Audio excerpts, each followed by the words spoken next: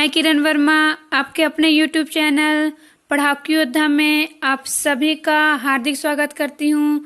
Friends, आज मैं आप सभी को अपने इस वीडियो में न्यूक्लियर रिएक्टर या फिर जिसे हम क्या कहते हैं, नाभिकीय रिएक्टर कहते हैं हिंदी में, ठीक है। और इसे एक और नाम से जानते हैं, परमाणु रिएक्टर। किस नाम से? परमाणु रिएक्टर या फिर एटॉमिक रिएक्टर। तो ये जो टॉपिक है फ्रेंड्स, इसी के बारे में मैं आप सभी को बहुत ही अच्छे से डिटेल से बताने वाली हूँ।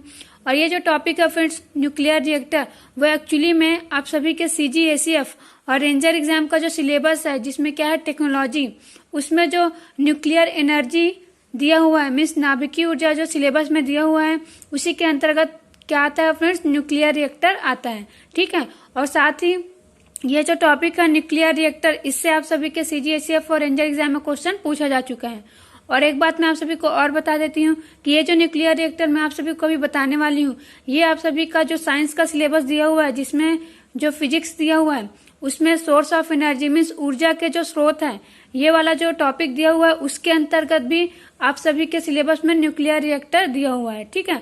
इस प्रकार फ्रेंड्स, ये जो न्यूक्लियर रिएक्टर है वो आप सभी के फिजिक्स के सिलेबस में भी दिया हुआ है और टेक्नोलॉजी के सिलेबस में भी है, ठीक है। तो ये जो टॉपिक है वो आप सभी का एक साथ कवर हो रहा है फ्रेंड्स, ठीक है। और साथ ही मैं आप सभी को एक और बात और बता देती हूँ कि ये जो टॉपिक है न्यूक्लियर रिएक्टर, वो आप सभी के सिर्फ CGACF और रेंजर एग्जाम के लिए ही नहीं, आप कोई भी एग्जाम दो, अगर आप CGPSC का भी एग्जाम देते हो, CG व्यापम का भी एग्जाम देते हो, तो उसमें भी इस टॉपिक से क्वेश्चन पूछा जा चुका है, ठीक है। और साथ ही अगर आप अदर एग्जाम देते हो, जैसे आप सेंट्रल गवर्नमेंट का एग्जाम दोगे, रेलवे का एग्जाम दे रहे हो, SSC का एग्जाम दे रहे हो, तो उन सभी में भी क्या है, ये जो न्यूक्लियर रिएक्टर है, इससे क्वेश्चन पूछा जा चुका है। और अभी भी अगर एग्जाम होता है तो उससे क्वेश्चन पूछता ही है, क्योंकि ये जो न्यूक्लियर रिएक्टर है वो एटॉमिक एनर्जी पर बेस्ड है या फिर न्यूक्लियर एनर्जी पर बेस्ड है, जो कि अभी बहुत ही ज्यादा इंपॉर्टेंट है। और अभी अगर हम देखें फ्रेंड्स, तो हर देश में, हर कंट्री में क्या किया जा रहा है, ये जो न्यूक्लियर एनर्जी है उसका यूज किया जा रहा है, इसलिए ये टॉपिक आप सभी के लिए और भी ज्यादा इंपॉर्टेंट हो जाता है, ठीक है फ्रेंड्स। चलिए फ्रेंड्स, मैं आज का ये टॉपिक न्यूक्लियर रिएक्टर स्टार्ट करती हूँ। तो फ्रेंड्स, ये जो न्यूक्लियर रिएक्टर है, सबसे पहले तो मैं आप सभी को बता देती हूँ कि ये जो न्यूक्लियर रिएक्टर है वो न्यूक्लियर एनर्जी पर बेस्ड है। न्यूक्लियर एनर्जी मीन्स क्या? नाभिकीय जो ऊर्जा है उसी पर आधारित है ये न्यूक्लियर रिएक्टर, ठीक है। अब देखिए फ्रेंड्स, ये जो न्यूक्लियर रिएक्टर है, आखिर इसमें किया क्या जाता है, इसका यूज क्या है? तो फ्रेंड्स, आप सभी ने थर्मल पावर प्लांट सुना होगा। थर्मल पावर प्लांट मीन्स तापीय विद्युत संयंत्र कहते हैं। हिंदी में क्या कहते हैं? तापीय विद्युत संयंत्र। और इंग्लिश में क्या कहते हैं? थर्मल पावर प्लांट कहते हैं। तो इसका नाम तो आप सभी ने सुना ही होगा, और नहीं सुना है तो आज सुन लीजिए, ठीक है। मैं इसके बारे में आप सभी को बता देती हूँ। तो फ्रेंड्स, ये जो थर्मल पावर प्लांट्स है या फिर विद्युत संयंत्र है, तापीय विद्युत संयंत्र है, इसके अंतर्गत क्या किया जाता है? कोयले का यूज किया जाता है। आप सभी ने सुना ही होगा कि कोयले का यूज करके क्या किया जाता है? इलेक्ट्रिसिटी मीन्स विद्युत का उत्पादन किया जाता है, ठीक है। तो आखिर जो ये कोयला है, उससे इलेक्ट्रिसिटी कैसे जनरेट किया जाता है? आप सभी ने कभी सोचा होगा, है ना। तो आज मैं आप सभी को बता देती हूँ कि इससे आखिर इलेक्ट्रिसिटी जनरेट कैसे होता है। तो फिर जो पावर प्लांट्स होते हैं, है ना, क्या जो थर्मल पावर प्लांट्स होते हैं, वहां पर ये जो कोयला है, इसको क्या किया जाता है? इसको जलाया जाता है, ठीक है। कोयले को जला करके उससे जो एनर्जी हमें मिलता है, उसका यूज किया जाता है पानी को भाप में परिवर्तित करने के लिए। मीन्स जो वाटर है उसको स्टीम में कन्वर्ट करने के लिए। भाप को इंग्लिश में क्या कहते हैं? स्टीम कहते हैं, ठीक है। तो पानी को गर्म करके उसका स्टीम बनाने के लिए किसका यूज किया जाता है? कोयले को जलाकर उससे जो एनर्जी मिलती है उसका यूज किया जाता है, ठीक है। जब पानी जो है या फिर जो वाटर है, जब वो स्टीम में कन्वर्ट हो जाता है, मीन्स परिवर्तित हो जाता है भाप में, तो इस भाप से या फिर स्टीम से क्या किया जाता है? जो टरबाइन होता है, जो थर्मल पावर प्लांट से, वहां पर उसको चलाया जाता है। फिर टरबाइन के चलने से क्या होता है? मैकेनिकल एनर्जी जो है वो इलेक्ट्रिकल एनर्जी में कन्वर्ट होता है, ठीक है। मीन्स टरबाइन को चलाने में क्या होता है? जो भाप है या फिर स्टीम है ना, उसके द्वारा टरबाइन को जब चलाया जाता है, तो चला रहे हैं मतलब हम क्या कर रहे हैं? कुछ काम कर रहे हैं। तो जब हम कुछ काम करते हैं तो उसको क्या कहते हैं? मैकेनिकल एनर्जी कहते हैं। मीन्स हम कहते हैं कि हमारी जो यांत्रिक ऊर्जा है वो यूज हो रहा है, ठीक है। तो जब चलाया जाता है टरबाइन को, तो ये जो टरबाइन को चलाने में हम काम कर रहे हैं, ठीक है, या फिर जो एनर्जी क्या हो रहा है, हम दे रहे हैं उस टरबाइन को, वही एनर्जी किस में कन्वर्ट हो जाता है? इलेक्ट्रिकल एनर्जी या फिर विद्युत ऊर्जा में कन्वर्ट हो जाता है। और ऐसे हमें क्या मिल जाता है? इलेक्ट्रिसिटी या फिर विद्युत मिल जाता है। आप सभी ने सुना ही होगा, जो भी बच्चा अभी तक पढ़ के यहाँ तक पहुंचा है, जो कि CGSEF और रेंजर एग्जाम देने वाले हैं, तो मुझे उम्मीद है कि सभी ने आज तक ये जरूर सुना होगा कि ऊर्जा को ना तो उत्पन्न किया जा सकता है और ना ही नष्ट किया जा सकता है। सुना है ना आप सभी ने? तो ये फ्रेंड्स यही होता है, ठीक है। क्या बोली मैं कि जो एनर्जी है ना तो वो नष्ट होती है और ना ही वो उत्पन्न होती है। और जो एनर्जी है वो क्या होता है एक्चुअली में, एक रूप से उसका दूसरे रूप में क्या होता है, परिवर्तन होता है, या फिर वो एक रूप से दूसरे रूप में चेंज होता है, ठीक है। तो यही हो रहा है यहाँ पर। हम टरबाइन को चला रहे हैं किससे, भाप से या फिर स्टीम से। तो चलाने में जो एनर्जी हम दे रहे हैं वो एनर्जी फिर किस में कन्वर्ट हो रहा है, इलेक्ट्रिसिटी में कन्वर्ट हो रहा है, ठीक है। तो इस प्रकार क्या होता है, जो थर्मल पावर प्लांट्स है वहां पर कोयले का यूज करके, ठीक है, कोल का यूज करके क्या करते हैं, जो पानी है उसको स्टीम में कन्वर्ट करते हैं, फिर जो स्टीम है उससे टरबाइन को चला करके इलेक्ट्रिसिटी जनरेट किया जाता है, ठीक है। तो आप सभी को समझ में आ गया होगा थर्मल पावर प्लांट्स है ना। तो सेम होता है फ्रेंड्स न्यूक्लियर पावर प्लांट्स, ठीक है। क्या होता है, न्यूक्लियर पावर प्लांट्स होता है। और इन्हीं न्यूक्लियर पावर प्लांट्स में क्या रहते हैं, न्यूक्लियर रिएक्टर रहते हैं। तो ये जो न्यूक्लियर रिएक्टर है फ्रेंड्स, जैसा कि थर्मल पावर प्लांट्स में क्या कर रहे थे, हम कोयले का यूज कर रहे थे।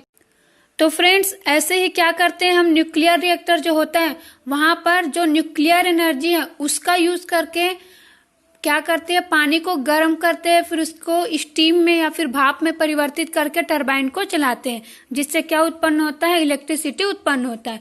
मीन्स दोनों में डिफरेंस क्या है, हम वहां पर कोयले का यूज कर रहे थे, मीन्स कोयले से जो एनर्जी मिल रही थी उसका यूज कर रहे थे, और यहाँ पर हम न्यूक्लियर एनर्जी का यूज करते हैं। कौन सी एनर्जी का यूज करते हैं, न्यूक्लियर एनर्जी का यूज करते हैं। कहाँ पर, न्यूक्लियर रिएक्टर में, ठीक है। और न्यूक्लियर रिएक्टर्स कहाँ पर रहते हैं, न्यूक्लियर पावर प्लांट्स में रहते हैं, ठीक है। और फ्रेंड्स मैं आप सभी को बता देती हूँ कि ये जो न्यूक्लियर पावर प्लांट्स हैं इनके बारे में मैं बहुत ही डिटेल से अपने पिछले वीडियो में बता चुकी हूँ, ठीक है। तो अगर आपको नहीं पता है कि न्यूक्लियर पावर प्लांट से क्या होता है ना, भारत में जो एटॉमिक एनर्जी है ना, उसका जो हिस्ट्री है, ये सब अगर आपको नहीं पता है तो आप सभी मेरा पिछला वीडियो जरूर देखिएगा, ठीक है। तो फ्रेंड्स जैसा कि मैं आप सभी को बताई कि ये जो न्यूक्लियर रिएक्टर है यहाँ पर क्या किया जाता है, न्यूक्लियर एनर्जी का यूज किया जाता है, ठीक है। तो फ्रेंड्स मैं आप सभी को वैसे तो अपने पिछले वीडियो में जो न्यूक्लियर एनर्जी है उसका थोड़ा सा बता चुकी हूँ कि आखिर न्यूक्लियर एनर्जी होता क्या है, ठीक है। और साथ ही जो न्यूक्लियर एनर्जी है वो कौन सी दो रिएक्शंस के द्वारा या फिर अभिक्रियाओं के द्वारा उत्पन्न किया जाता है वो भी बता चुकी हूँ। कौन कौन से रिएक्शंस थे, न्यूक्लियर फिजन था और न्यूक्लियर फ्यूजन था। न्यूक्लियर फिजन मीन्स होता है नाभिकीय विखंडन, ठीक है, और न्यूक्लियर फ्यूजन मतलब होता है नाभिकीय संलयन। तो ये जो दोनों अभिक्रियाएं हैं फ्रेंड्स, इसी से ही क्या किया जाता है, नाभिकीय ऊर्जा उत्पन्न किया जाता है, ठीक है। तो इसको मैं वैसे तो अपने पिछले वीडियो में शॉर्ट में बता चुकी हूँ, लेकिन इस वीडियो में मैं आप सभी को इसे अच्छे से डिटेल से एग्जाम्पल के थ्रू बताऊंगी, ठीक है। लेकिन अभी मैं आप सभी को फिलहाल क्या बता रही हूँ, न्यूक्लियर रिएक्टर बता रही हूँ। न्यूक्लियर रिएक्टर के जो पार्ट्स है उसको बताने के बाद मैं आप सभी को बताऊंगी कि ये जो न्यूक्लियर एनर्जी है इसमें जो नाभिकीय विखंडन या फिर जो नाभिकीय संलयन की क्रिया होती है वो आखिर होता क्या है, ठीक है। मैं उसको अच्छे से डिटेल से बताऊंगी। तो अभी मैं आप सभी को पहले न्यूक्लियर रिएक्टर बताती हूँ। तो फ्रेंड्स ये जो न्यूक्लियर रिएक्टर है ना, इसके मेनली 5 पार्ट्स होते हैं, ठीक है, मीन्स 5 पार्ट होते हैं, ठीक है। और साथ ही जैसे कि मैं आप सभी को क्या बताई कि ये जो न्यूक्लियर रिएक्टर है यहाँ पर नाभिकीय ऊर्जा का यूज किया जाता है। तो हो सकता है आप सभी को पूछा जाए कि न्यूक्लियर रिएक्टर में जो नाभिकीय ऊर्जा है वो कौन सी अभिक्रिया या फिर कौन से रिएक्शन से उत्पन्न किया जाता है, ठीक है। तो आप सभी को ये पता होना चाहिए कि जो न्यूक्लियर रिएक्टर है यहाँ पर न्यूक्लियर एनर्जी जो है नाभिकीय विखंडन की क्रिया से उत्पन्न होता है। नाभिकीय विखंडन मीन्स न्यूक्लियर फिजन से उत्पन्न होता है, ठीक है। और जो न्यूक्लियर फिजन होता है फ्रेंड्स, ये क्या होता है एक्चुअली में, न्यूक्लियर फिजन होने से एक चैन रिएक्शन शुरू हो जाती है। चैन रिएक्शन में श्रृंखला अभिक्रिया शुरू हो जाता है, ठीक है। इसे मैं आगे बताऊंगी, लेकिन अभी मैं आपको इस पर्पस से बता रही हूँ कि आपको पता होना चाहिए कि न्यूक्लियर रिएक्टर में कौन से रिएक्शन का यूज होता है, ठीक है। तो देखिए फ्रेंड्स, जो न्यूक्लियर फिजन होता है उसमें क्या होता है, चैन रिएक्शन होता है, ठीक है, श्रृंखला अभिक्रिया होता है। तो ये जो श्रृंखला अभिक्रिया होता है, ठीक है, ये 2 प्रकार का होता है, कंट्रोल्ड होता है और एक अनकंट्रोल्ड मीन्स नियंत्रित होता है, और एक होता है अनियंत्रित, ठीक है। तो ये जो नियंत्रित श्रृंखला अभिक्रिया होता है, ठीक है, क्या बोली मैं, जो न्यूक्लियर फिजन या फिर नाभिकीय विखंडन की क्रिया है इसके अंतर्गत जो नियंत्रित श्रृंखला अभिक्रिया या फिर कंट्रोल्ड चैन रिएक्शन होता है, इसी का ही यूज होता है कहाँ पर, न्यूक्लियर रिएक्टर में, ठीक है। कहाँ पर होता है, न्यूक्लियर रिएक्टर में। मीन्स जो न्यूक्लियर रिएक्टर है वहां पर नियंत्रित श्रृंखला अभिक्रिया कराई जाती है और उससे जो एनर्जी उत्पन्न होता है उसी का ही यूज करके क्या करते हैं, इलेक्ट्रिसिटी का उत्पादन करते हैं, ठीक है। तो आपको समझ में आ गया होगा कि न्यूक्लियर रिएक्टर में कौन सी मतलब एनर्जी का यूज़ करते हैं, ठीक है, न्यूक्लियर एनर्जी का। और ये जो एनर्जी है न्यूक्लियर एनर्जी है ना, इसको कौन से रिएक्शन से उत्पन्न करते हैं न्यूक्लियर रिएक्टर में, ये भी मैं आपको सभी को बता दी हूँ, ठीक है। तो ये दोनों बातें आप सभी अच्छे से याद रखिएगा। अब देखिए फ्रेंड्स, आप सभी को मैं इसके जो पार्ट्स हैं न्यूक्लियर रिएक्टर के वो बहुत ही अच्छे से बता देती हूँ, और साथ ही आप सभी को बता देती हूँ कि ये जो न्यूक्लियर रिएक्टर है इसके पार्ट से मीन्स इसके जो भाग है उससे डायरेक्ट क्वेश्चन पूछा जाता है। और सीजी व्यापम, सीजीपीएससी, रेलवे, हर एग्जाम में इससे क्वेश्चन पूछा जा चुका है, ठीक है। तो देखिए फ्रेंड्स, इसके कितने भाग होते हैं? 5, ठीक है, मीन्स 5 पार्ट्स होते हैं इसके। क्या क्या होता है? फ्यूल होता है, फ्यूल मीन्स ईंधन होता है, ठीक है। उसके बाद सेकंड होता है मॉडरेटर। क्या? मॉडरेटर, जिसे हिंदी में कहते हैं हम मंदक। क्या कहते हैं? मंदक, ठीक है। फिर तीसरा होता है नियंत्रक। क्या होता है? नियंत्रक, या फिर जिसे हम क्या कहते हैं इंग्लिश में? कंट्रोलर कहते हैं। फिर चौथा होता है शीतलक। क्या होता है? शीतलक, जिसे हम क्या कहते हैं? कूलेंट कहते हैं इंग्लिश में। क्या कहते हैं? कूलेंट कहते हैं, ठीक है। उसके बाद है परिरक्षक। परिरक्षक क्या होता है फ्रेंड्स? Shield of protector. क्या होता है? Shield of protector. तो ये जो परिरक्षक है फ्रेंड्स, ठीक है, ये 5वें नंबर का होता है पार्ट। तो इस प्रकार इसमें कितने पार्ट्स होते हैं? 5 पार्ट्स होते हैं। किसमें? न्यूक्लियर रिएक्टर में, ठीक है, जिनके बारे में आप सभी को एग्जाम में क्वेश्चन पूछा जा चुका है, और इससे हर एग्जाम में क्वेश्चन आता ही है। इसलिए आप सभी को इसके सारे जो पार्ट्स है वो बहुत ही अच्छे से याद रख लेना है, ठीक है। देखिए फ्रेंड्स, एग्जाम में डायरेक्ट कैसे क्वेश्चन पूछेगा? आप सभी को पूछेगा कि न्यूक्लियर रिएक्टर में इनमें से किसका यूज जो है फ्यूल के रूप में या फिर ईंधन के रूप में किया जाता है, ठीक है। ऐसे ही क्वेश्चन पूछता है कि मंदक के रूप में न्यूक्लियर रिएक्टर में किसका यूज किया जाता है। तो इस प्रकार इसके डायरेक्ट क्वेश्चन बनते हैं। तो आप सभी के लिए अभी जो मैं बताने जा रही हूँ वो बहुत बहुत बहुत ज़्यादा इंपॉर्टेंट होने वाला है। तो आप सभी ध्यान से सुनिए और मेरे साथ याद करते जाइए, ठीक है। तो देखिए फ्रेंड्स, सबसे पहले हम ईंधन से स्टार्ट करते हैं। कहाँ से स्टार्ट करते हैं? ईंधन या फिर फ्यूल से, ठीक है। तो देखिए, ये जो न्यूक्लियर रिएक्टर है फ्रेंड्स, यहाँ पर यूरेनियम 235, क्या? यूरेनियम 235 या यूरेनियम 235, इसका यूज किया जाता है फ्यूल के रूप में या फिर ईंधन के रूप में, ठीक है। और इसके अलावा एक और है, क्या? प्लूटोनियम। क्या? प्लूटोनियम, इसका सिंबल होता है Pu माइनस, मीन्स माइनस नहीं है, वो डैश है, ठीक है। तो क्या लिखा हुआ है? Pu-239 मीन्स Pu प्लूटोनियम 239 या फिर 239। क्या होता है ये? प्लूटोनियम। इसकी जो छड़ें हैं इसको नाभिकीय रिएक्टर में क्या किया जाता है? ईंधन के रूप में यूज किया जाता है। फ्रेंड्स, आप सभी के एग्जाम में डायरेक्ट क्वेश्चन पूछा जाता है, और एक और क्वेश्चन ऐसा ही पूछा जा चुका है न्यूक्लियर रिएक्टर के बारे में, जिसमें आप सभी को फ्यूल जो दिया हुआ था ना, वहां पर क्या दिया हुआ था? यूरेनियम 238। क्या दिया हुआ था? जैसे कि यहाँ पर लिखा हुआ है ना, आप सभी देख रहे होंगे स्क्रीन पर, ठीक है। यू लिखा हुआ है, डेस्क करके 235 लिखा हुआ है ना। तो वहां पर 238 मीन्स 238 दिया हुआ था, ठीक है, ऑप्शन में। तो वो क्या था? गलत ऑप्शन था, ठीक। और यही पूछा हुआ था एग्जाम में आप सभी को कि इनमें से जो है वो कौन सा गलत है, ठीक है। हमें इस न्यूक्लियर रिएक्टर से रिलेटेड इनमें से कौन सा जो फैक्ट है वो गलत है। तो फिर जैसे कि यहाँ पर क्या लिखा हुआ है? यूरेनियम 235, ठीक है। तो आखिर 235 है क्या? तो फ्रेंड्स, ये जो 235 है वो एक्चुअली में क्या है? भार है ना। क्या है? भार है, ठीक। मीन्स इसका क्या है? मास है, ये द्रव्यमान है इसका, ठीक है। किसका द्रव्यमान है? यूरेनियम का। तो ऐसे ही यूरेनियम 238 भी होता है। तो फ्रेंड्स, आप सभी को पता होगा कि जो तत्व होते हैं या एलिमेंट्स होते हैं, है ना, उनके क्या होते हैं? समस्थानिक होते हैं या फिर आइसोटोप्स होते हैं। क्या होते हैं? समस्थानिक या फिर आइसोटोप्स। और ये समस्थानिक या आइसोटोप क्या होते हैं? ऐसे तत्व होते हैं फ्रेंड्स, ठीक है, जिनका जो एटॉमिक नंबर है वो सेम होता है, लेकिन जो मास होता है मीन्स जो द्रव्यमान होता है वो अलग अलग होता है। तो फ्रेंड्स, ऐसे यूरेनियम के जो 2 होते हैं, क्या होते हैं? 2 आइसोटोप्स होते हैं। कौन कौन सा? यूरेनियम 235 होता है, ठीक है, 235 होता है, और एक होता है यूरेनियम 238, ठीक है। जिनमें से फ्रेंड्स ये जो यूरेनियम 235 होता है वो बहुत ही ज्यादा क्या होता है? अनस्टेबल होता है, मीन्स अस्थायी होता है। इसी की वजह से क्या होता है? ये बहुत ही जल्दी से रिएक्ट कर लेता है, ठीक है। इसीलिए ये जो फ्यूल है फ्रेंड्स, उसके रूप में यूरेनियम 235 का यूज किया जाता है। यूरेनियम 238 का यूज नहीं करते हैं। तो आप सभी जरूर याद रखिए कि यूरेनियम 235 का यूज किया जाता है किसके रूप में? फ्यूल के रूप में। ऐसे ही फ्रेंड्स, आप प्लूटोनियम मीन्स जो प्लूटोनियम 239 है, ठीक है, क्या है? प्लूटोनियम 239 है, इसका यूज भी किसके रूप में किया जाता है? फ्यूल के रूप में। तो ये दोनों जो मैं आप सभी को बताई हूँ, इससे आप सभी अच्छे से याद रख लीजिएगा। ओके फ्रेंड्स, आप सभी को समझ में आ गया होगा कि फ्यूल के रूप में किसका यूज करते हैं। और फ्रेंड्स ऐसे ही कभी कभी यूरेनियम 235 और यूरेनियम जो 238 है उसके मिक्सचर का भी यूज किया जाता है, ठीक है। और ये जो प्लूटोनियम 239 है फ्रेंड्स, इसका यूज भी करते हैं, लेकिन सबसे ज्यादा किसका यूज करते हैं अगर ये क्वेश्चन पूछा जाता है आप सभी को फ्यूल के रूप में, तो आप सभी क्या आंसर देंगे? यूरेनियम 235, ठीक है। हमें सबसे ज्यादा किसका यूज किया जाता है? यूरेनियम 235 का यूज किया जाता है, ठीक है। अब आगे देखिए फ्रेंड्स, आगे मैं आप सभी को इसमें मॉडरेटर के रूप में किसका यूज करते हैं ये बताती हूँ। फ्रेंड्स तो ये जो न्यूक्लियर रिएक्टर है इसका सेकेंड पार्ट क्या होता है? मॉडरेटर या फिर मंदक कहते हैं हिंदी में। तो इसके लिए फ्रेंड्स भारी जल, ठीक है, भारी जल means heavy water. Heavy water किसको कहते हैं? जो ड्यूटेरियम ऑक्साइड होता है उसको कहते हैं, ठीक है। उसके बाद या फिर ग्रेफाइट का यूज कर सकते हैं या बेरिलियम ऑक्साइड। तो ये तीन नाम आप सभी को याद रखना है, भारी जल, हैवी वाटर, ग्रेफाइट या बेरिलियम ऑक्साइड, ठीक है फ्रेंड्स। तो ये तीनों बातें आप सभी मीन्स ये तीनों नाम आप सभी जरूर याद रखें। तो फ्रेंड्स आखिर आप सभी आप सोच रहे होंगे कि मंदक होता क्या है, ठीक है। तो फ्रेंड्स जैसा कि मैं आप सभी को क्या बताई कि ये जो न्यूक्लियर रिएक्टर है यहाँ पर न्यूक्लियर फ्यूजन मीन्स नाभिकीय विखंडन की क्रिया कराई जाती है ना। और इससे चैन रिएक्शन होता है और यहाँ पर कंट्रोल्ड चैन रिएक्शन होता है।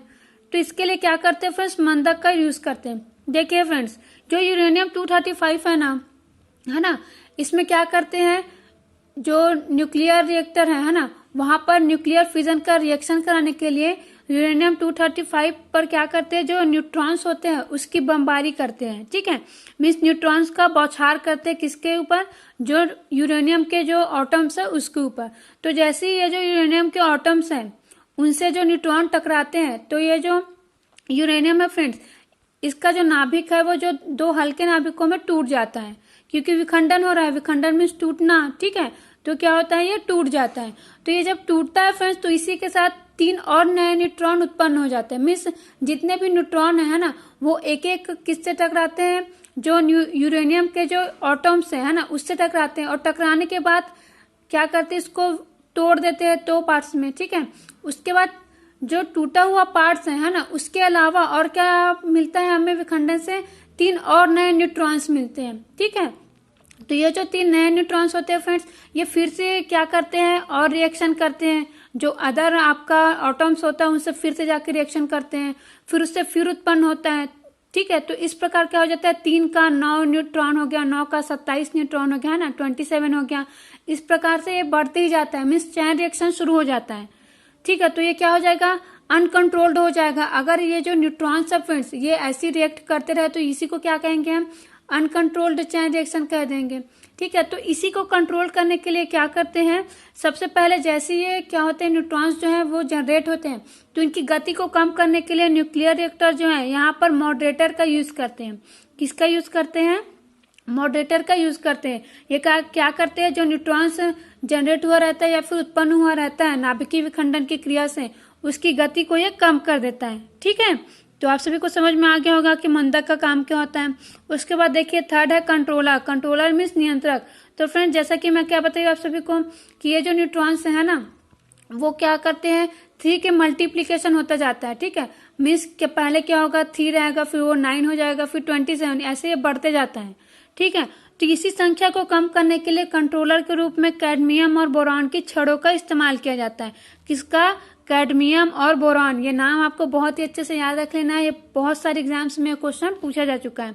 तो कैडमियम और बोरॉन की छड़ों का यूज किया जाता है कंट्रोलर के रूप में, ठीक है।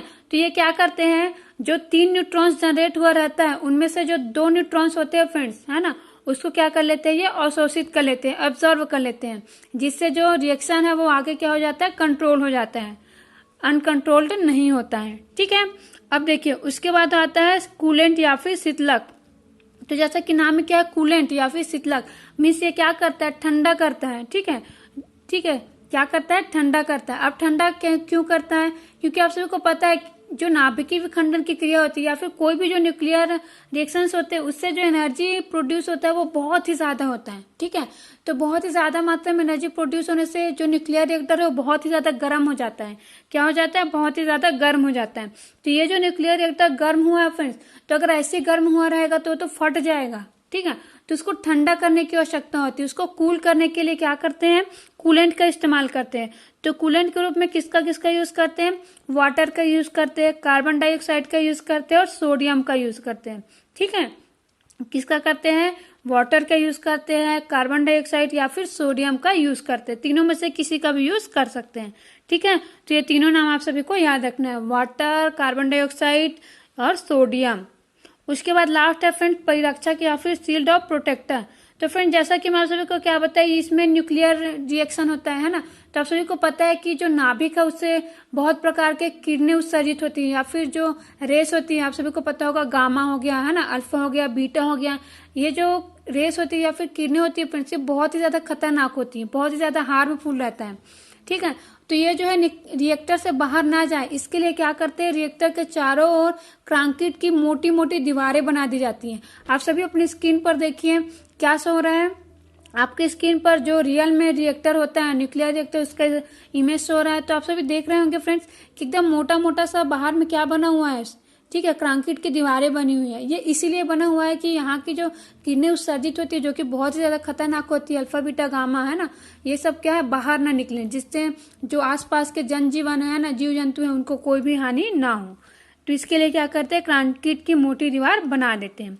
तो ये रहा फ्रेंड्स पांचों पार्ट्स हो गए आप सभी के लिए, किसका, न्यूक्लियर रिएक्टर का। ठीक है, तो उम्मीद करती हूँ फ्रेंड्स आप सभी को अच्छे से समझ में आ गया होगा इनका काम। ठीक है, और साथ ही मैं आप सभी को इनका नाम जो बताई हूँ फ्रेंड्स, इससे आप सभी अच्छे से जरूर याद रखिएगा। ठीक है, अब चलिए फ्रेंड्स, अब मैं आप सभी को ये जो न्यूक्लियर एनर्जी है ना, इसको थोड़ा सा अच्छे से और समझा देती हूँ। और इसी में मैं आप सभी को जो चैन रिएक्शन है ना, जो कंट्रोल्ड होता है, अनकंट्रोल्ड होता है, उसको भी थोड़ा सा अच्छे से और डिफाइन कर दूंगी, जिससे आप सभी को आगे कोई परेशानी नहीं होगी। और साथ ही फ्रेंड्स ये जो चैन रिएक्शन है वो आप सभी के एग्जाम में जो फिजिक्स का सिलेबस दिया हुआ है, भौतिकी का है ना, उसमें भी ये दिया हुआ है। किसको किसको, चैन रिएक्शन को भी दिया हुआ है, न्यूक्लियर एनर्जी को भी दिया हुआ है, जो न्यूक्लियर फिजन, न्यूक्लियर फ्यूजन है उसको भी दिया हुआ है। तो इस प्रकार आप सभी का जो फिजिक्स का सिलेबस है वो भी कवर हो जाएगा। तो देखिए फ्रेंड्स, आखिर ये नाभिकीय ऊर्जा होता क्या है। तो देखिए फ्रेंड्स, आप सभी को पता होगा कि जो एटम होता है ना, क्या जो एटम होता है वो किससे किससे मिलकर बना होता है, मेनली इलेक्ट्रॉन्स होते हैं। ठीक है, और एटम में एक नाभिक होता है जिसमें क्या होता है, न्यूट्रॉन्स होते हैं और प्रोटॉन्स होते हैं। ठीक है ना, अब ये जो एटम्स है वो कहाँ पर होते हैं, पदार्थ के अंदर होते हैं। ठीक है, मीन्स जो भी पदार्थ है वो किससे मिलकर बना होता है, एटम से मिलकर बना होता है। तो ये जो एटम है फ्रेंड्स, जिसके अंदर क्या होता है, एक नाभिक होता है या फिर न्यूक्लियस होता है। ठीक है, इसके अंतर्गत क्या क्या रहता है, न्यूट्रॉन्स और प्रोटॉन रहता है। तो ये जो न्यूट्रॉन और प्रोटॉन है फ्रेंड्स, जब ये आपस में मिल करके किसका निर्माण करते हैं, नाभिक या फिर न्यूक्लियस का निर्माण करते हैं। ठीक है, तो जब वैज्ञानिकों ने क्या किया, प्रयोग किया, तब उन्हें पता चला कि ये जो न्यूक्लियस का निर्माण करते हैं न्यूट्रॉन और प्रोटॉन मिलकर, तो जो न्यूट्रॉन और प्रोटॉन का टोटल जो मास होता है या फिर द्रव्यमान होता है ना, वो एक्चुअली में जो नाभिक का द्रव्यमान है उससे क्या होता है, ज्यादा होता है। क्या होता है, ज्यादा। ठीक है, मीन्स जो नाभिक का द्रव्यमान है वो न्यूट्रॉन और प्रोटॉन अगर दोनों का द्रव्यमान को हम मिला दें उससे क्या होता है, कम होता है। ठीक है, लेकिन फ्रेंड्स चूंकि ये जो न्यूट्रॉन है ना, और जो प्रोटॉन है, ये दोनों मिलकर क्या करते हैं, नाभिक का निर्माण करते हैं। इसका मतलब ये है कि इन दोनों का जो टोटल मास है या फिर द्रव्यमान है वो किसके बराबर होना चाहिए था, नाभिक के मास या फिर द्रव्यमान के बराबर होना चाहिए था, लेकिन नहीं है। तो ये जो द्रव्यमान का लॉस होता है फ्रेंड्स, या फिर जो मास का लॉस होता है, एक्चुअली में इसी से ही क्या होता है फ्रेंड्स, न्यूक्लियर एनर्जी जनरेट होता है। क्या होता है, न्यूक्लियर एनर्जी जनरेट होता है। मीन्स जितना मास क्या हुआ रहता है, लॉस हुआ रहता है, वो किस में कन्वर्ट होता है, एनर्जी में। तो फ्रेंड्स इसके लिए आप सभी को एक समीकरण को जानना होगा। ठीक है, आप सभी ने शायद पढ़ा भी होगा, जो भी मैथ्स वाले होंगे, फिजिक्स वाले, एक रूल दिया है आइंस्टीन ने, जिसे क्या कहते हैं, द्रव्यमान ऊर्जा तुल्यता रूल, या फिर ये इक्वेशन है, इसे क्या कहते हैं, Einstein mass energy equivalence equation, या फिर हिंदी में क्या कहेंगे, आइंस्टीन का द्रव्यमान ऊर्जा तुल्यता समीकरण। मीन्स द्रव्यमान को ऊर्जा में कैसे कन्वर्ट करें, इसके लिए एक फॉर्मूला दिया हुआ है, किन्होंने, आइंस्टीन ने दिया है। ठीक है, फॉर्मूला या फिर ये जो समीकरण है वो क्या है friends, E is equal to M C square. क्या है, E is equal to M C square. वहां पर जो E है वो क्या है, एनर्जी है। ठीक है, क्या है? एनर्जी या फिर ऊर्जा है। जो एम है वो क्या है? मास है, जिसे हिंदी में हम क्या कहते हैं? द्रव्यमान कहते हैं। क्या कहते हैं? द्रव्यमान कहते हैं। और जो सी है वो क्या है फ्रेंड्स? प्रकाश का वेग है या फिर वेलोसिटी ऑफ लाइट है। तो देखिए फ्रेंड्स, अगर मास का लॉस होता है तो उसका जब हम किससे इंटू करते हैं? सी के स्क्वायर से, तो हमें क्या मिल जाता है? जो मास जितना लॉस हुआ है वो एनर्जी में जितना कन्वर्ट हुआ है वो मिल जाता है। ठीक है, तो इससे हमें क्या मिल गया? अगर मास का लॉस होता है तो उससे हमें एनर्जी मिल गया। तो फ्रेंड्स, आप सभी जानते हैं कि प्रकाश का जो वेग होता है या फिर स्पीड ऑफ लाइट होता है वो कितना ज्यादा होता है। ठीक है, 3 × 10⁸ मीटर पर सेकेंड, मीन्स 3 × 10 के घात में क्या होता है? 8 मीटर पर सेकेंड होता है। ठीक है, तो देखिए कितना ज्यादा, इसका स्क्वायर करेंगे फिर। ठीक है, तो उसके साथ किसका इंटू होता है? मास का। जितना भी लॉस हुआ है मास, उसका इंटू होता है। तो आप सोच सकते हैं कि ये एनर्जी कितना ज्यादा होता है। ठीक है, तो इसीलिए फ्रेंड्स जो नाभिकीय ऊर्जा है उसका मान बहुत ही ज्यादा होता है, क्योंकि जो मास लॉस हुआ रहता है उसी को ही कन्वर्ट करके क्या निकालते हैं? हम एनर्जी निकालते हैं। मीन्स ये जो नाभिकीय एनर्जी है हमें वो मास से ही मिलता है। ठीक है, तो ये होता है फ्रेंड्स नाभिकीय एनर्जी। ठीक है, मीन्स नाभिकीय ऊर्जा। तो फ्रेंड्स, अब इसे नाभिकीय ऊर्जा क्यों कहा हमने? क्योंकि न्यूक्लियस से मिला है हमें। ठीक है, जो एटम है उसके न्यूक्लियस में जो न्यूट्रॉन प्रोटॉन्स है ना, उनके मास में लॉस होने से ही हमें क्या मिला है? एनर्जी मिला है। तो न्यूक्लियस से एनर्जी मिला है, इसलिए इसको न्यूक्लियर एनर्जी कहते हैं। और साथ ही इसको एटॉमिक एनर्जी भी कहते हैं, क्योंकि एटम के अंदर ही क्या होता है? न्यूक्लियस होता है। तो अगर आपको एटॉमिक एनर्जी बोले तो भी आप कंफ्यूज मत होइएगा, क्योंकि एटॉमिक एनर्जी और जो न्यूक्लियर एनर्जी है वो एक ही है। ठीक है फ्रेंड्स, अब देखिए फ्रेंड्स, ये जो न्यूक्लियर एनर्जी है, जैसा कि मैं पहले ही बता चुकी हूँ कि ये 2 प्रकार की अभिक्रियाओं से मिल सकता है। कौन कौन सा? एक होता है नाभिकीय विखंडन और एक होता है नाभिकीय संलयन। ठीक है, मीन्स न्यूक्लियर फ्यूजन होता है और एक होता है न्यूक्लियर फ्यूजन। तो फ्रेंड्स, जैसा कि नाम ही क्या है? नाभिकीय विखंडन या फिर न्यूक्लियर फ्यूजन। तो देखिए क्या लिखा हुआ है? विखंडन, और इसी में ले लीजिए खंडन। तो खंडन मतलब ही क्या होता है? टूटना। ठीक है, क्या होता है? टूटना।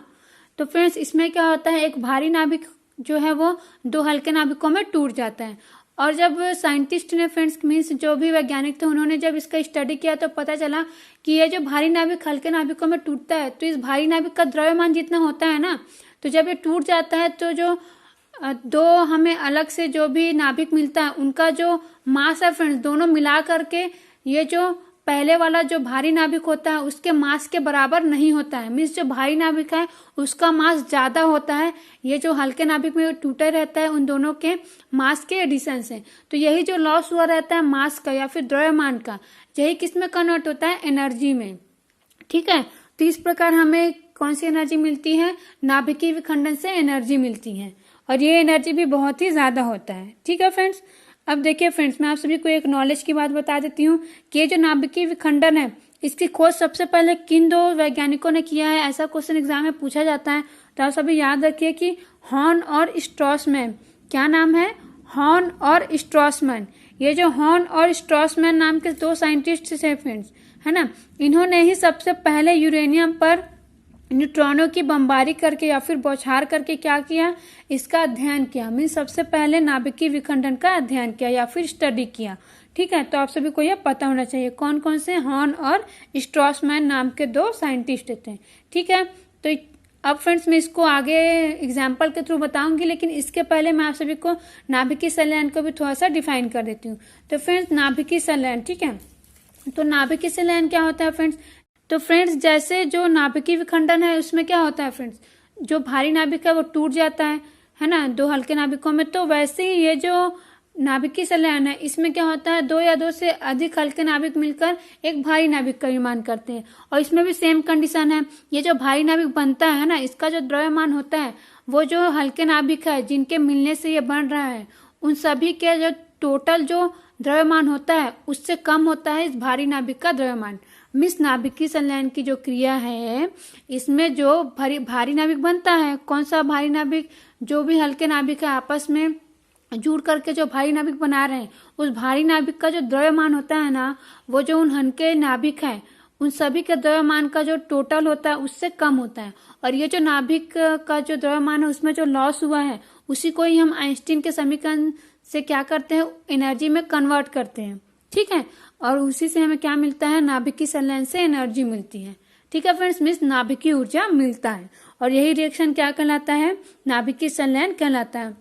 ठीक है फ्रेंड्स, और आप सभी को एक बात मैं बता देती हूँ कि ये जो नाभिकीय संलयन की क्रिया होती है इसके लिए बहुत ही ज्यादा ताप और दाब की आवश्यकता होती है। ठीक है, मीन्स 10⁻7 डिग्री सेल्सियस का ताप की आवश्यकता होती है। ठीक है, 10⁻7 मीन्स 10⁻7 डिग्री सेल्सियस, इतने ताप की आवश्यकता होती है। ऐसी दाब भी बहुत ही ज्यादा चाहिए रहता है। इसलिए फ्रेंड्स ये जो नाभिकीय संलयन की क्रिया है इसे अभी तक व्यावहारिक रूप से नहीं किया जा चुका है। मीन्स जो साइंटिस्ट हैं वो अभी तक नाभिकीय संलयन की क्रिया को लेबोरेटरी में नहीं कर पाए। ये जो नाभिकीय संलयन की क्रिया है फ्रेंड्स इसे नहीं कर पाए है कोई भी साइंटिस्ट। ठीक है, नहीं तो ये जो नाभिकीय संलयन की क्रिया है इसमें नाभिकीय विखंडन से कहीं गुना ज्यादा, ठीक है, 1 गुना 2 गुना भी नहीं, ठीक है, मीन्स 1 टाइम्स 2 टाइम्स भी नहीं, डायरेक्टली कई गुना ज्यादा क्या होता है, एनर्जी प्रोड्यूस होता है नाभिकीय संलयन की क्रिया से। मीन्स नाभिकीय विखंडन में जितना एनर्जी प्रोड्यूस होता है या उत्पन्न होता है उससे कई गुना ज्यादा एनर्जी नाभिकीय संलयन से उत्पन्न होता है।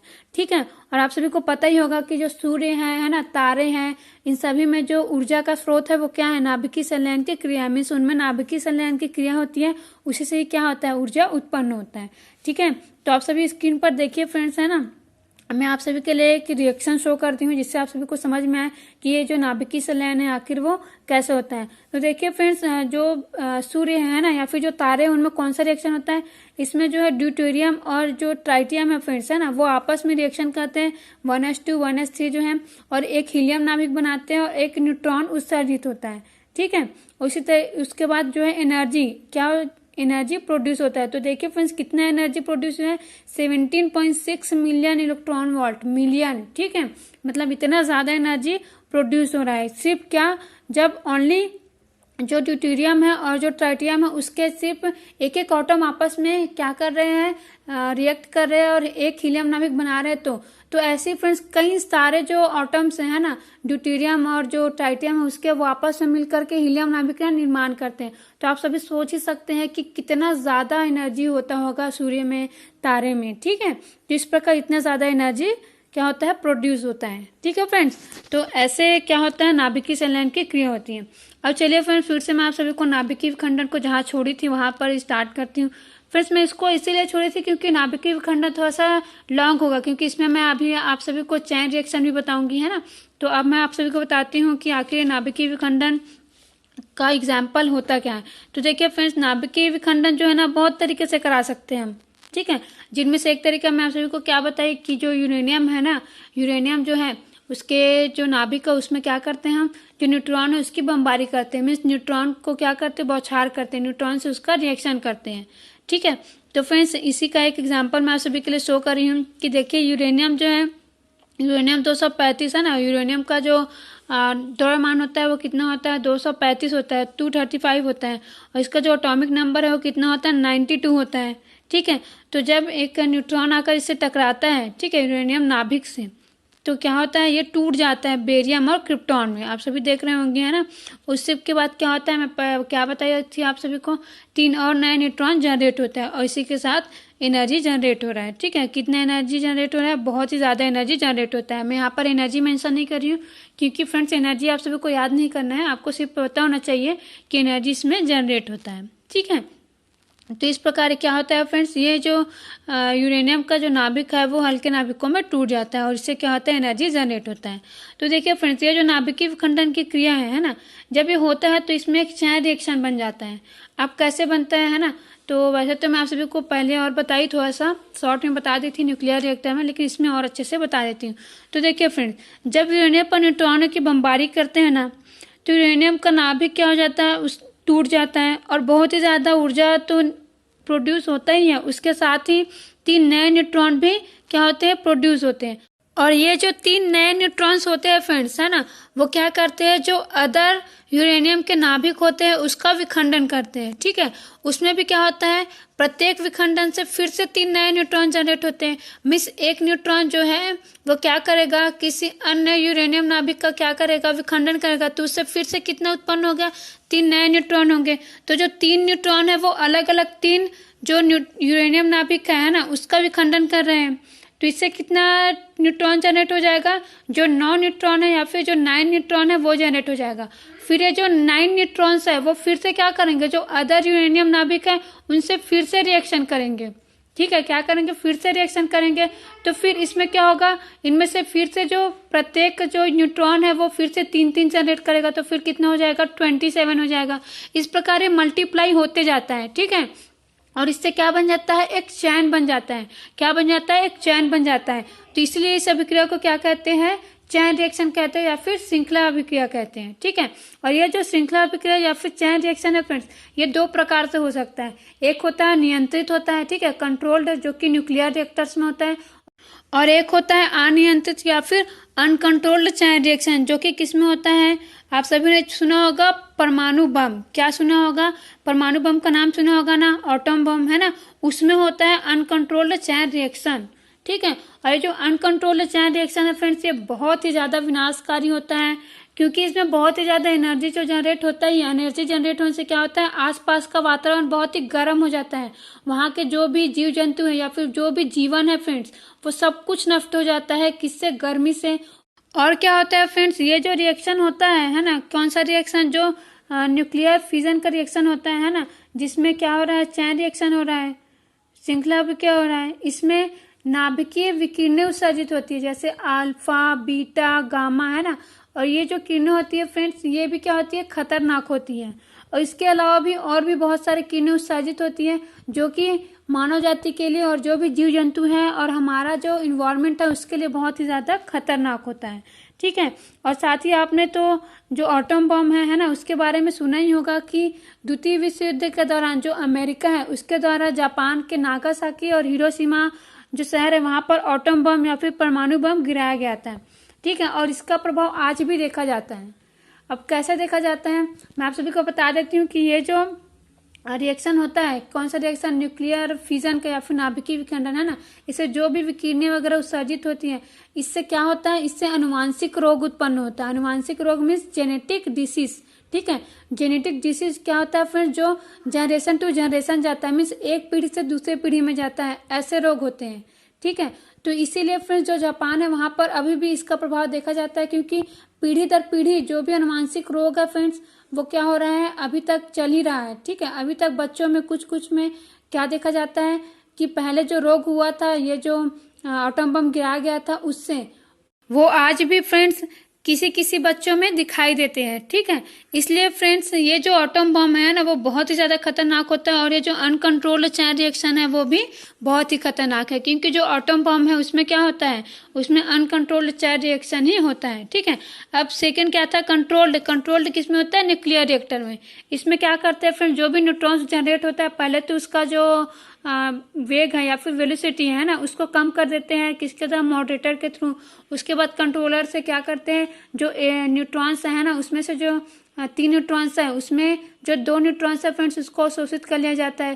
तो इससे क्या होता है, एक ही न्यूट्रॉन बचता है। ठीक है, फिर वो रिएक्शन करते हैं तो सिर्फ 3 होते हैं, फिर से 3 उत्पन्न होता है, उसमें से फिर से 2 को क्या कर लेते हैं, और शोषित करवा देते हैं।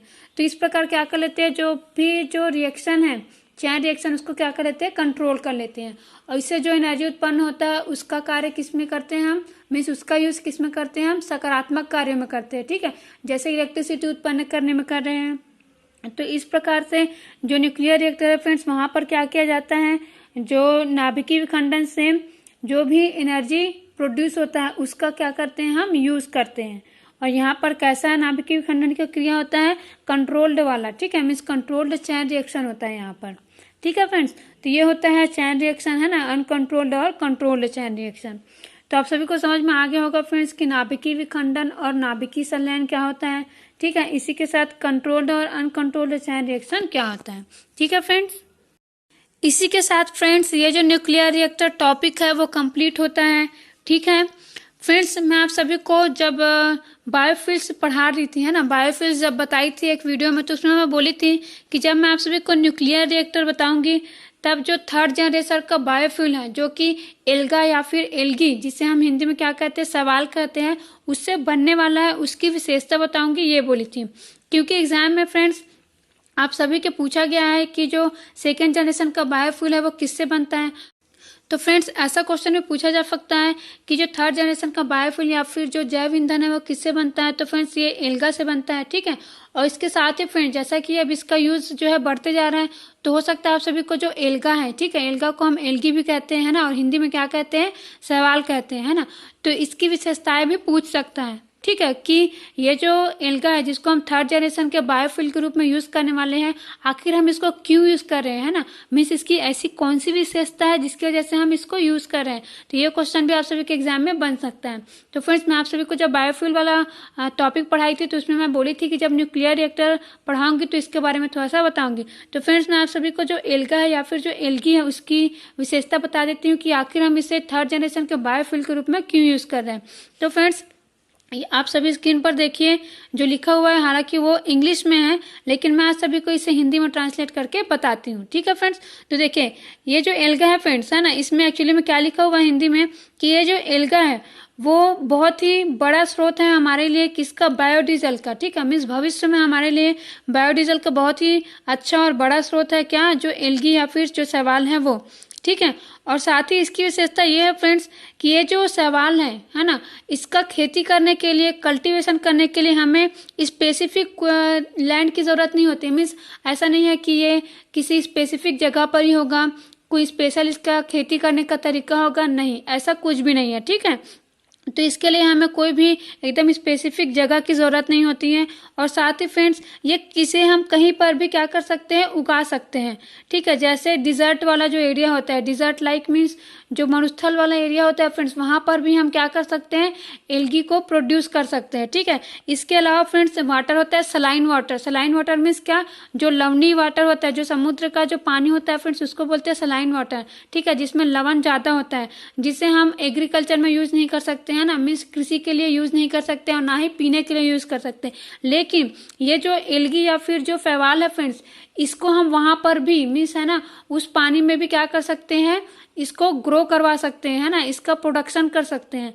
तो इस प्रकार फ्रेंड्स ये जो एल्गी या फिर सवाल है ये बहुत ही अच्छा है हमारे लिए, क्योंकि आप सभी देख रहे हैं कि जो पानी हम यूज़ नहीं कर सकते उससे भी हम उसे उगा सकते हैं, और इसके लिए कोई स्पेसिफिक जगह की ज़रूरत नहीं है ना, कि यहीं पर ही ये होगा, ये मरुस्थल में भी हो सकता है, ठीक है। कहने का मतलब ये है कि जैसा कि आप सभी ने पढ़ा होगा कि कपास की अगर हमें खेती करनी है तो काली मिट्टी में होता है ना। आपने पढ़ा होगा कि अगर धान का खेती करना है ना, धान मीन्स चावल का, राइस का खेती करना है तो वो लाल पीली मिट्टी में ज़्यादा अच्छा होता है। तो इसके लिए ऐसी कोई भी कंडीशन नहीं है, हम कहीं भी किसी भी मिट्टी में इसका, है ना, और कहीं पर भी किसी भी जगह में डिजर्ट भी क्यों ना हो, मीन्स मरुस्थल भी क्यों ना हो, वहाँ पर भी हम इसे ग्रो करवा सकते हैं। तो इसलिए फ्रेंड्स ये जो एल्गा है वो हमारे लिए बहुत ही ज़्यादा इंपॉर्टेंट है, और इसका यूज़ हम क्या कर रहे हैं, थर्ड जनरेशन के फ्यूल के रूप में कर रहे हैं, ठीक है। और ये जो एल्गा है फ्रेंड्स, इससे आखिर क्या जनरेट किया जाता है, बायोडीजल जनरेट किया जाता है।